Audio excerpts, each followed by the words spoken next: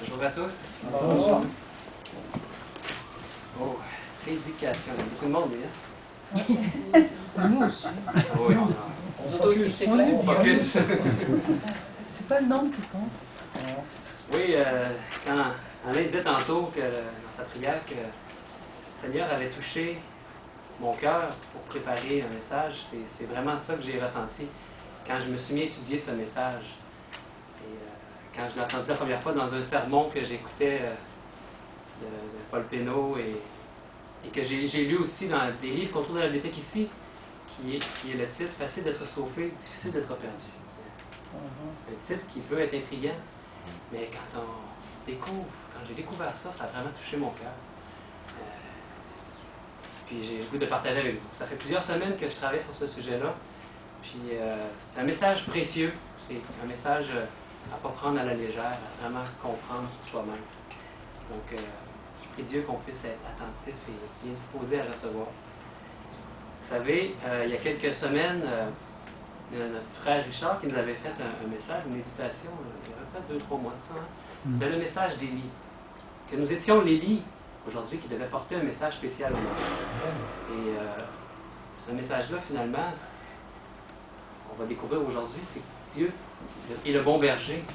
C'est lui qui prend l'initiative. Et vous savez, Dieu essaie de nous sauver, mais que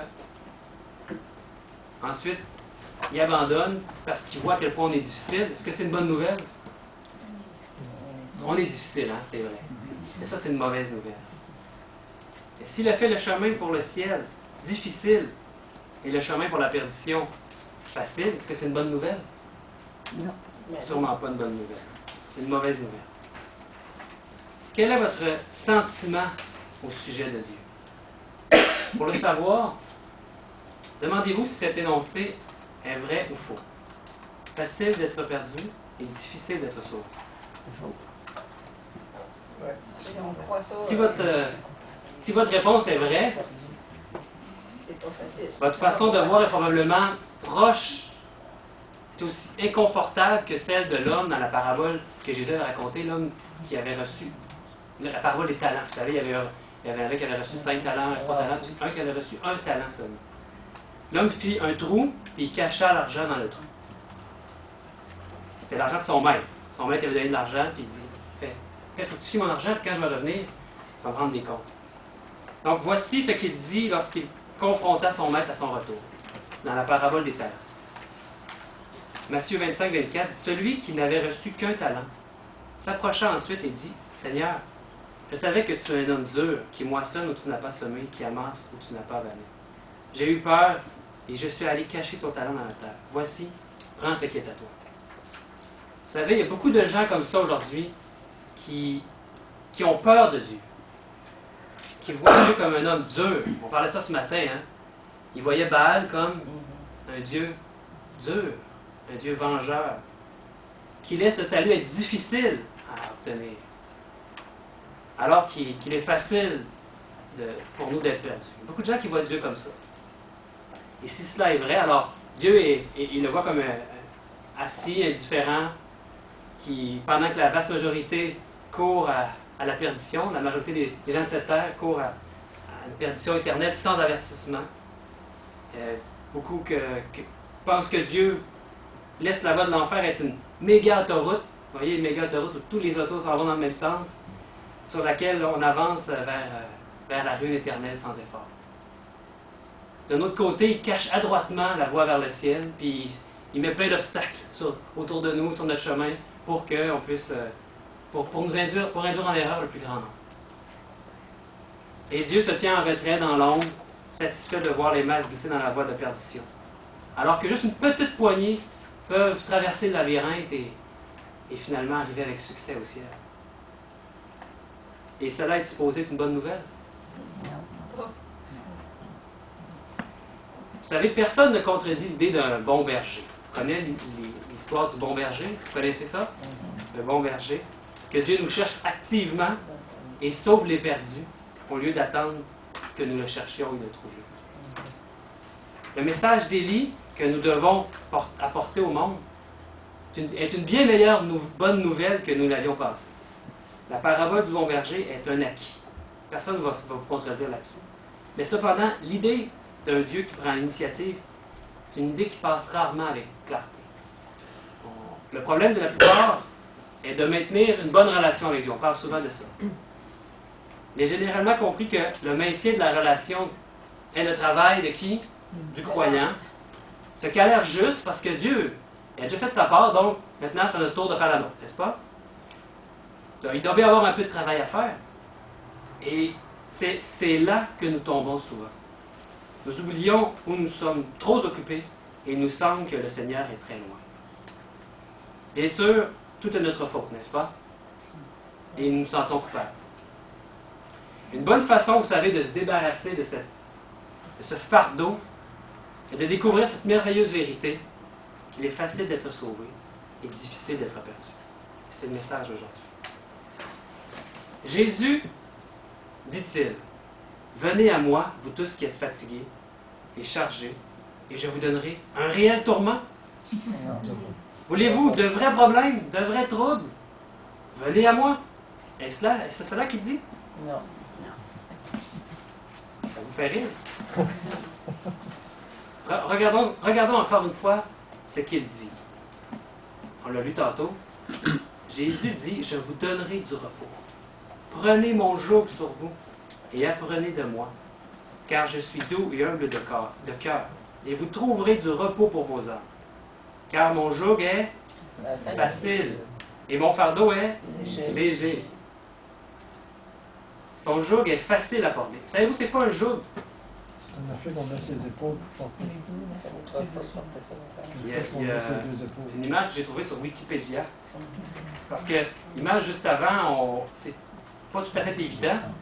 Mais l'idée, c'est qu'il y a au moins, dans un joug, il y a au moins deux animaux qui sont normalement, ils les choisissent pour être de taille, il faut que ce soit de taille égale. 2 bœufs, par exemple, ou ça peut être 2 ânes, ou... Normalement, c'est des bœufs. Ou si c'est... il existe des jougs que j'ai vus que Lorsqu'on sont porte un arrangés vaisseau pour... d'eau sur notre dos, par C'est exemple. ça, c'est un animal qui est ici, il y a un animal qui est ici, et les deux ensemble sont plus forts qu'un, hein, ils portent ensemble la charge. Donc, il existe des jougs où ils sont faits pour des animaux plus gros, un plus petits, pour que les deux puissent porter la charge. Mais Jésus est en train de nous dire que son joug est facile à porter.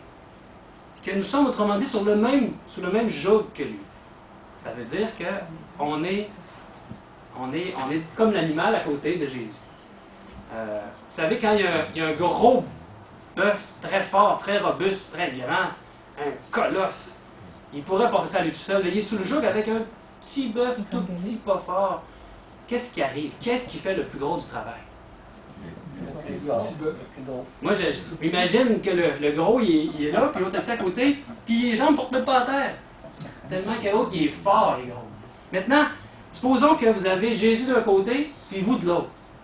C'est quel qui est plus fort? Jésus. On ne fait pas le poids. On ne fait pas le poids. Hein? Imaginez-vous à plus forte raison comment vous ne portez pas à terre avec Jésus qui est sur le même joug que vous. Amen! Amen. C'est une bonne nouvelle, n'est-ce pas? Donc son joug est facile à porter. Puis on a l'image ici qui nous parle. Maintenant, difficile d'être perdu. Il y a l'autre bout du titre hein, qu'il faut comprendre.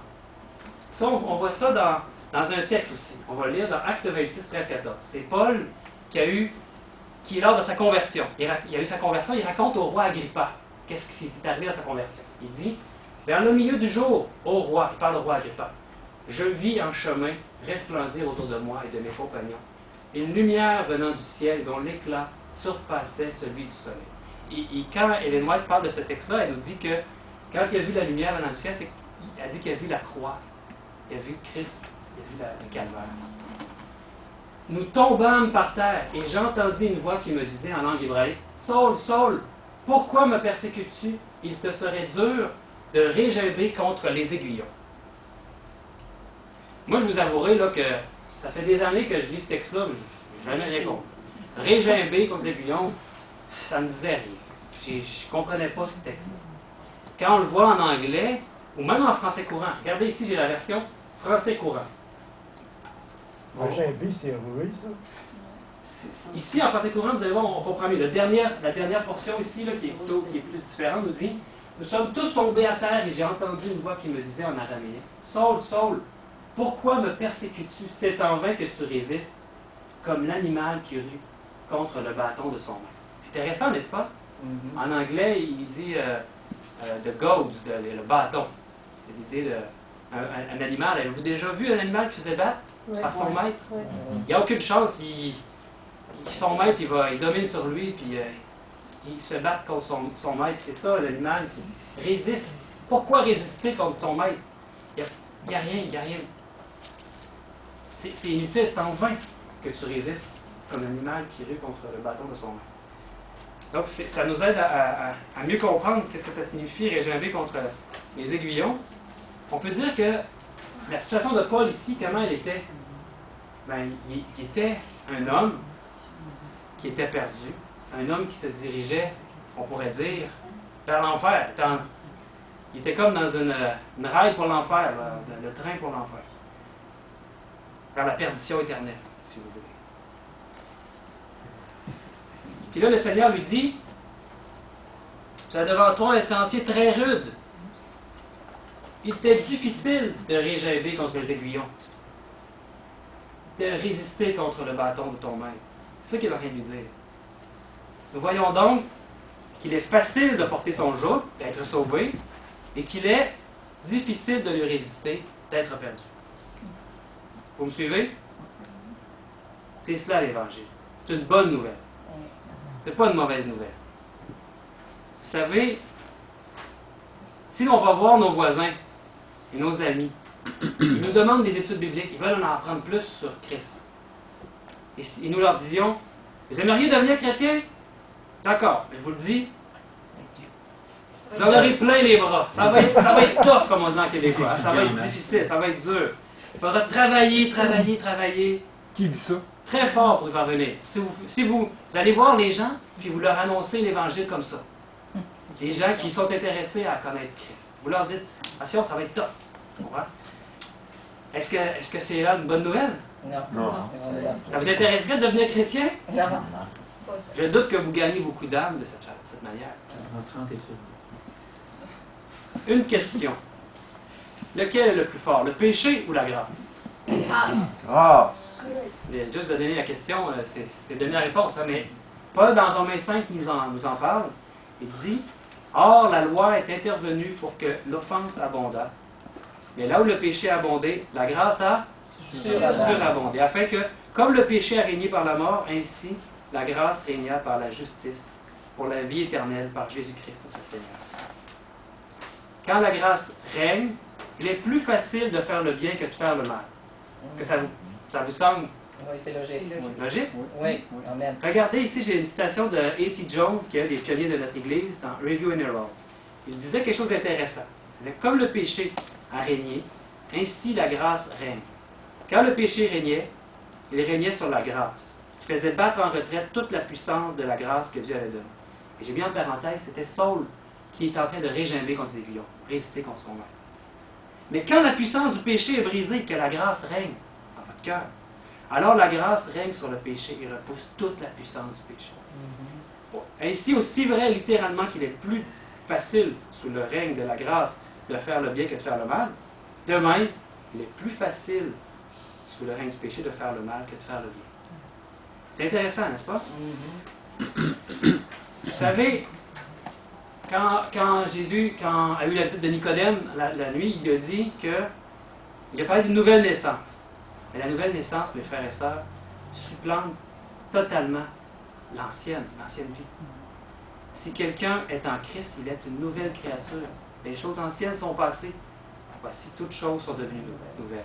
Pas juste quelque chose, quelques petites choses. Toutes choses sont devenues nouvelles. Et tout cela vient de Dieu. C'est son agapé. C'est l'amour de Dieu. Et il y a un beau texte. Vous savez, quand vous recevez des messages de Claude, vous voyez toujours en bas de son nom, il y a un petit texte. C'est un texte qui me touche beaucoup. Qu'est-ce que ça dit? Car l'amour de Christ nous étreint, nous presse. Et qu'est-ce que ça veut dire? ce mot-là nous presse, nous étreint. Ce mot signifie nous motive. Nous motive. Nous étreignent. Il y a d'autres, en anglais, c'est constraint, comme contraint. Mais j'aime bien motive comme signification. J'ai une petite histoire pour vous. Supposons que vous êtes un esclave. Mettez-vous dans la peau d'un esclave, mettons qu'il sort des pyramides d'Égypte.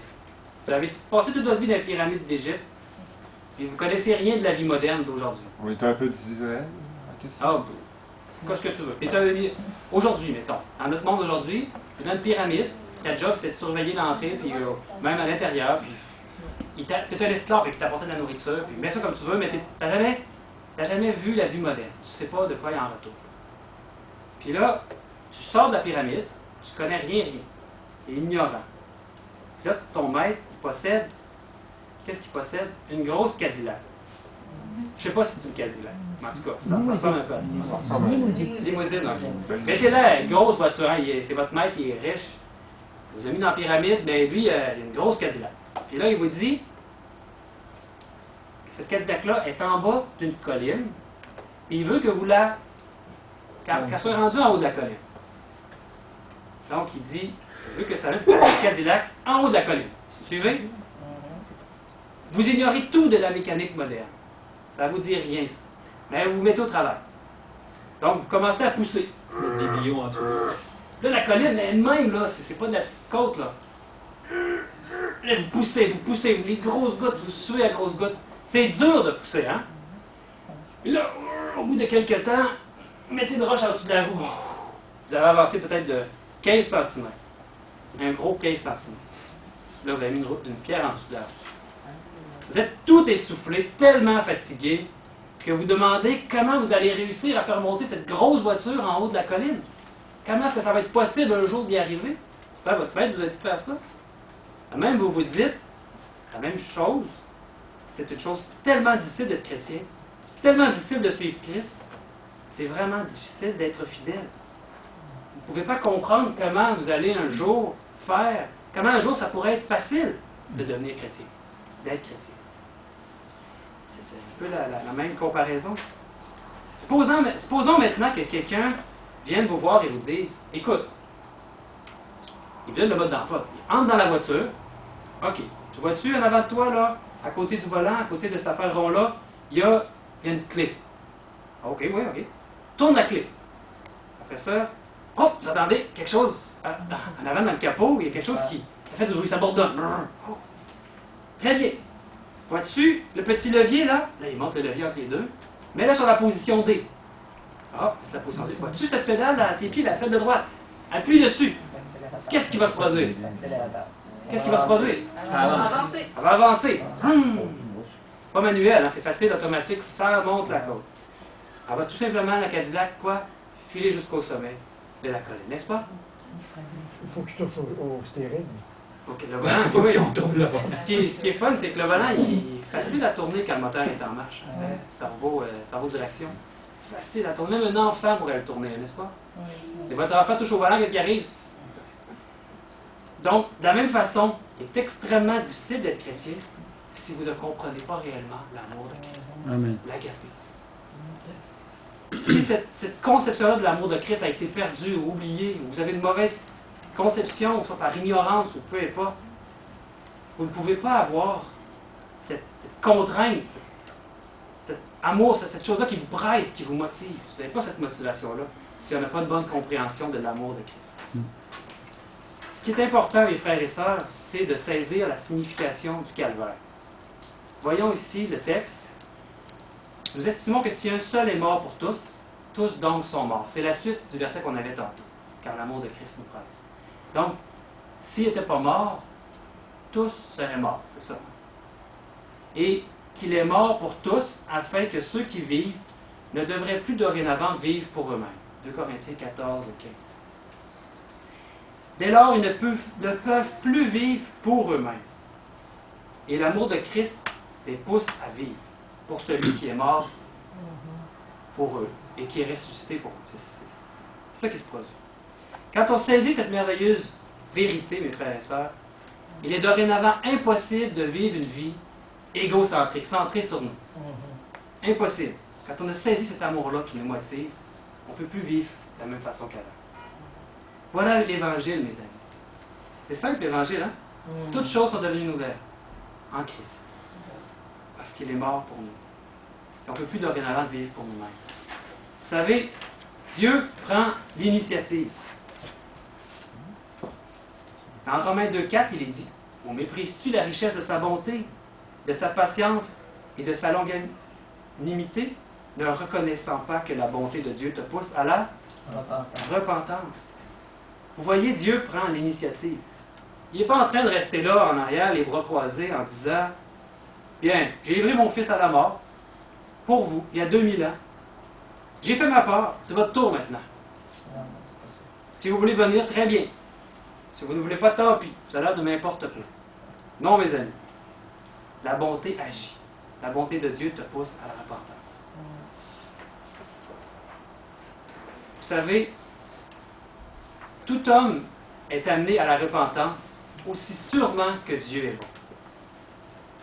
Aussi sûrement qu'un pompier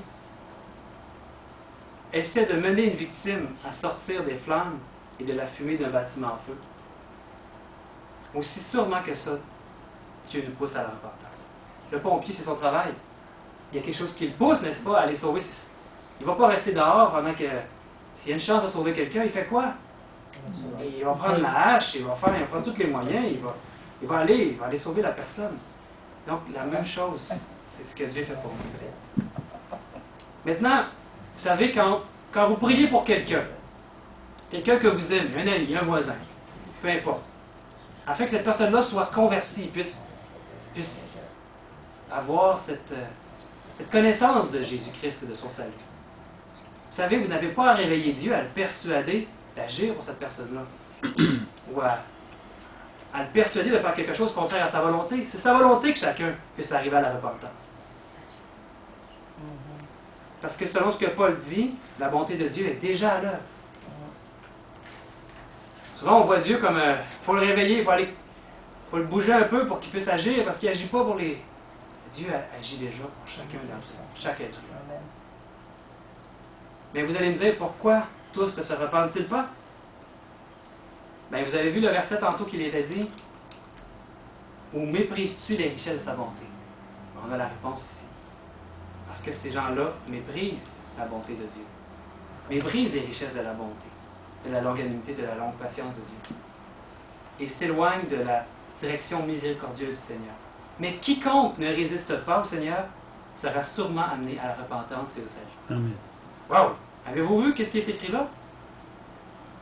Quiconque ne résiste pas au Seigneur sera sûrement amené à la repentance et au salut.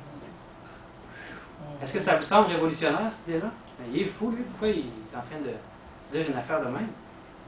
Certaines bonnes gens diront, bien, je ne peux pas avaler cela. Car il me semble que si une personne veut être sauvée, elle doit prendre l'initiative. Elle doit faire quelque chose afin d'être sauvée. Là, souvent, le dicton qui vient de toi, le ciel t'aidera. Il n'y a rien de plus faux que ça. Le ciel veut nous aider. Mais il semble ici qu'on nous présente l'inverse. Les gens pourraient se dire, ouais, mais vous dites que la personne doit cesser de résister, que ça rend sauvée. Voyons ce que Ellen White nous dit. Ça vous intéresse sur le sujet? C'est dans un livre qui s'appelle Frère Jésus, qui a été traduit dans plus de 100 langues. Elle dit dans la page 27, « Et alors que Christ attire leur regard sur la croix et leur fait contempler celui que leurs péchés ont percé, quelque chose arrive à leur cœur. Ils sont attirés vers lui. Ils commencent à entrevoir quelque chose de la justice de Christ. Le pécheur peut résister à cet amour. Il peut résister. Il peut refuser de se laisser attirer à Christ. Mais, dit-elle, s'il ne résiste pas, il sera attiré à Jésus. Amen. La connaissance du plan du salut l'amènera au pied de la croix, en repentance des péchés qui ont causé les souffrances du bien-aimé Fils de Dieu. C'est un beau texte. Vous savez, un rejet persistant de l'amour de Dieu, que le Seigneur considère chaque âme humaine comme son enfant, jusqu'à ce que cette personne finalement résiste et rejette sa miséricorde. Amen. Donc, qu'est-ce que ça prend pour que quelqu'un soit perdu à la fin? Un rejet persistant de l'amour de Dieu. Et c'est pas que cette personne-là n'aura pas senti ou connu l'amour de Dieu. Il va la révéler à chaque être humain. Il n'y a personne qui n'aura pas eu cette révélation. Donc, on doit résister pour être perdu. On doit le repousser volontairement et de façon persistante. Pas seulement qu'une fois, Dieu revient et encore, il essaie de nous pousser à la repentance, de nous convaincre de pécher. Et son amour est tellement grand pour nous qu'il continuellement, il revient. Et quand une personne persiste continuellement contre cet amour-là et résiste, elle devient dure, elle devient endurcie, son cœur devient comme de la pierre. Et de moins en moins, Dieu peut l'atteindre, cette personne-là. Mais c'est pas parce qu'il n'essaye pas, c'est que la personne, c'est comme si ça se met des bouchons, on ne veut plus entendre Dieu qui l'appelle. Mais Dieu appelle chacun. C'est vraiment l'image du bon berger qui prend l'initiative et qui va chercher sa brebis perdue là où elle se trouve. Amen. Et il n'y a pas d'endroit trop loin pour Dieu. Il est prêt à faire le détour, il est prêt à faire tous les détours possibles dans la forêt, dans les ténèbres, partout. On va aller vous chercher. Un autre texte d'Ellen White ici qui nous dit, dans le livre Jésus-Christ, les bénédictions du salut sont pour chaque âme. Rien, sinon son propre choix, ne peut empêcher un homme de devenir participant de la promesse en Christ, par l'Évangile. La seule chose qui peut empêcher un homme de devenir participant de la promesse en Christ, c'est quoi? Son propre choix. L'usage de sa volonté. Maintenant, quelqu'un pourrait dire, ouais, mais moi, un peu, là, je suis pas d'accord. Peut-être quelqu'un pourrait dire ça. Et pour moi, c'est très difficile d'avoir la foi. Peut-être que c'est facile pour frère Lemay ou frère Croustette. Mais pour moi, c'est extrêmement difficile d'avoir la foi. J'ai une bonne nouvelle pour vous autres. J'ai pas les textes ici, mais dans Romains 12, 3, vous avez un texte qui nous dit que Dieu a donné la foi, une mesure de foi à chaque être humain. Et j'aime à penser, le texte ne le dit pas, mais ça serait cohérent avec tout l'Évangile, de donner la même mesure de foi à chaque être humain. Parce que sinon Dieu ne serait pas juste, n'est-ce pas? Et un autre texte dans Éphésiens 4.7 qui dit que Dieu a donné la grâce à chaque homme selon la mesure du don de Christ. Dieu s'est donné, Christ s'est donné, et il a donné et la grâce est pour chaque être humain. Cette grâce-là fait que chacun a une mesure de foi. Donc je pose la question. Dieu a donné la grâce, il a donné son Fils en premier, son Fils, il a donné la grâce, il a donné la foi, il donne son amour, il prend l'initiative, il est le bon berger. Je vous pose la question, mes frères et sœurs, qu'est-ce qu'il pouvait faire de plus? Rien de plus, il l'a fait. Pouvais-tu faire quelque chose de plus? Non. On est total. Donc c'est quoi la difficulté? Pourquoi est-ce qu'on se mettra dans ce problème? Mais la difficulté est dans le choix, comme on voyait tantôt. Le choix qu'on a, c'est quoi? Résister, Ou accepter. s'abandonner à Christ. Exact. Ce n'est pas le sentier qui est difficile. Parfois on voit ça, mais le sentier est étroit. C'est pas le sentier qui est difficile. La chose difficile, c'est l'abandon. Là qui est toute la difficulté, le combat du chrétien. L'abandon, le consentement. Puis cela implique le bon emploi de la volonté. Et si vous enlevez la croix, vous l'abolissez. Il est alors vrai qu'il est difficile de se sauver. Douloureusement difficile et même impossible. J'aime bien l'image qu'à un moment donné, on avait, notre frère Lemay avait apporté dans les conférences sur 5 soirs. Il disait que c'est comme le saut en bungee, saute dans le vide, l'abandon. S'abandonner complètement dans les mains de notre Seigneur. Mais c'est une chose qu'il ne faut pas négliger, c'est une chose qui est... Il y a une difficulté. L'être humain ne veut pas s'abandonner. Naturellement, il sortit de tous les moyens, il ne veut pas mourir à soi-même et s'abandonner en lui-même. Mais quand on contemple la croix, quand on voit le calvaire, qu'on signifie qu'est-ce qui s'est passé à ce moment-là, quand on voit l'amour de Dieu qui a envoyé son Fils, puis tout ce qu'il fait pour nous, wow! Là, notre cœur fond, mes frères et sœurs. On ne peut pas rester impassible à ça. S'ils ne font pas devant ça, quand ils sont au pied de la croix, ben, cette personne-là devient un ennemi implacable de la vérité. Il y a 2 choix possibles, il n'y en a pas 3. soit tu deviens ennemi de cette vérité-là, ou soit ton cœur fond et tu t'abandonnes. Mon Dieu, prends ma vie, elle est à toi, et fais de moi ce que tu veux, ma vie t'appartient. Et le Seigneur, à ce moment-là, il commence à travailler en nous, il a la place pour travailler. Notre cœur s'ouvre. Donc, c'est quoi notre part dans le salut? Quoi notre part? On a notre part à faire. Savez-vous ça? Elle est extrêmement importante. Le point. Puisque Dieu, il me laisse libre. Il ne force personne à être sauvé contre sa volonté. Personne qui va être sauvé contre sa volonté, son propre vie. Donc, qu'est-ce que c'est notre part? Nous devons faire le choix de nous abandonner totalement au Saint-Esprit. Amen. Alléluia. Pas une petite partie qui est... Non, totalement nous abandonner au Saint-Esprit. Est-ce que vous voulez faire ça, mes frères et sœurs? Amen. Oui. Vous savez, pratico-pratique, comment est-ce qu'on peut faire ça? C'est une grâce. Le Seigneur met ça en nous. Et simplement, vous levez le matin, vous vous mettez à genoux, vous mettez dans une position de prière dans un lieu bien à vous. Vous dites, Seigneur, aujourd'hui, je veux m'abandonner totalement au Saint-Esprit. Hey, c'est facile, il faut juste lui dire ça. Sincèrement. Puis vous imaginez que vous êtes au pied de la croix. Vous voyez Jésus dans son amour, comment est-ce qu'il vous a aimé. C'est beau, n'est-ce pas? Vous contemplez cette chose-là dans votre imagination. Vous faites un scénario dans votre tête où vous voyez au pied de la croix. Vous êtes capable de faire ça? Chaque être humain est capable de s'imaginer Jésus dans son amour pour nous. Puis là, cet amour-là vous conduit à la repentance. Essayez ça demain matin, ou ce soir en vous couchant. Contemplez la croix. Vous allez voir cet amour-là que Dieu a eu pour vous. Il vous aime. Peu importe ce que vous avez fait dans votre vie, peu importe les péchés que vous avez eus, peu importe votre vie, des fois le mensonge, les gens que vous avez haïs, ou peu importe, mettez-vous à genoux. Priez Dieu. Seigneur, je veux m'abandonner totalement à ton esprit. Je sais que toi, tu sais ce qu'il y a de mieux pour moi. Tu es d'accord avec ça que c'est ce qu'il y a de mieux pour nous? Et c'est bien mieux que vous puis moi ce qui est mieux pour chacun de nous. Donc, mettez-vous à genoux. Priez Seigneur. Conduis-moi à toi. Mon Dieu, je ne sais pas par quel bout prendre ça. Je suis toute mêlée. Il y a tellement de problèmes dans ma vie. Je ne vois plus clair. Mon Dieu, je veux m'abandonner à ton esprit. Je veux arrêter de résister. Wow! C'est ça notre part qu'on a à faire pour le salut. Et après ça, Seigneur, il y a une porte qui est ouverte. Vous allez voir. Un fardeau va s'en aller. Vous allez sentir que le jour, le Seigneur est avec vous. Là. Vous n'êtes plus tout seul. Oups, les pieds ne portent plus à terre. Ça ne veut pas dire qu'il ne va pas avoir des difficultés, mais le Seigneur est avec vous.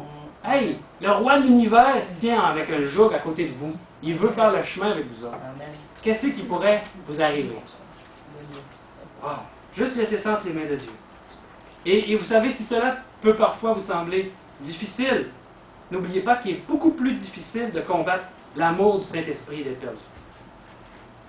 Pouvez-vous imaginez cette chose-là? Qu'il est encore plus difficile de combattre le Saint-Esprit et d'être perdu? Wow! Pensez à ça.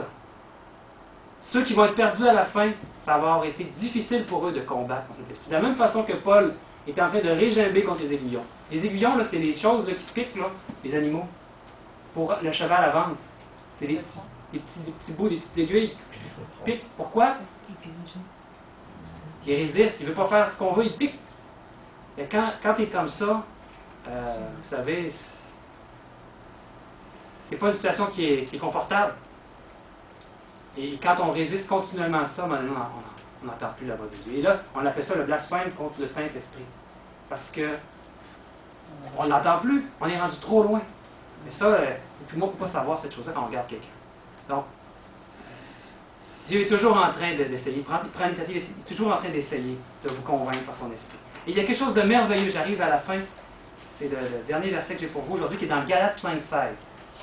Et j'ai le verset ici, qui dit, je vous dis ceci, marchez selon l'esprit, et vous, peut-être n'accomplirez pas les désirs de la chair. Non, vous n'accomplirez pas. De temps en temps, vous n'accomplirez pas, vous n'accomplirez pas. Amen. Amen. Les désirs de la chair. Si on marche selon l'esprit. Et c'est quoi marcher selon l'esprit? Selon la vérité. S'abandonner à cet esprit. Amen. Qui puisse, fais de moi ce que tu veux, mon Seigneur. Vous savez, dans cette chose-là, ce qu'on a vu aujourd'hui, il y a une puissance incroyable. Cet évangile-là est puissant. C'est ça la bonne nouvelle. Quand vous allez maintenant annoncer cette bonne nouvelle-là, c'est une véritable bonne nouvelle. Amen. Et c'est tout simple. Comment ça pourrait être plus simple que ça? Dieu a tout fait. Abandonne-toi cet esprit. Les gens, il ne faut pas négliger cette chose-là. Quand vous annoncez ce message-là de cette façon-là, il y a une puissance quand on leur dit que c'est plus facile d'être sauvé que d'être perdu. Les gens n'ont pas le choix. Dieu a mis une mesure de foi dans chacun, n'oubliez pas. Personne ne peut rester impassible à ça. Personne. Les gens, leur cœur va être attentif, va être touché par ça. Il y a vraiment une puissance. Maintenant, imaginez la situation d'une brebis qui est perdue. J'ai une dernière image pour terminer. Elle est prise dans un buisson d'épines. Imaginez-vous ça. Prise dans un buisson d'épines. C'est déjà inconfortable. Elle est près d'un dangereux précipice. Grosse falaise à côté. Puis c'est une nuit de tempête. C'est pas bon. Qu'est-ce qui arrive? Est-ce qu'elle va être joyeuse quand son sauveur, il y a un sauveur qui arrive pour la délivrer? Est-ce qu'elle va être joyeuse? D'être sauvée par le bon berger qui est en train de se sacrifier lui-même pour la sauver. Est-ce qu'elle va être joyeuse? Moi, j'aime ça cette image-là. Regardez comme le bon berger, il a l'air content. Regardez comme la brebis. Wow, elle est dans les mains de son berger, de son maître, son Seigneur qui est venu la sauver. Est-ce qu'elle va être joyeuse? Ou est-ce qu'elle va plutôt littéralement résister, se battre contre son berger? Imaginez, le berger est en train de venir la délivrer. Non, je ne veux pas me faire délivrer. Je me bats contre toi, je veux pas tant, je suis capable toute seule de me délivrer. Est-ce que la brebis va être joyeuse ou va résister? Voilà la question qu'on a à se poser. Et maintenant, il nous appartient à nous tous de terminer cette histoire. Qu'elle se termine bien, mes frères et sœurs. C'est ma prière pour chacun de nous et qu'on puisse devenir des lumières, comme disait Luc ce matin, autour de nous. Propager cette bonne nouvelle qui est véritablement une bonne nouvelle. Amen. Amen. Amen. Amen. Praise the Lord.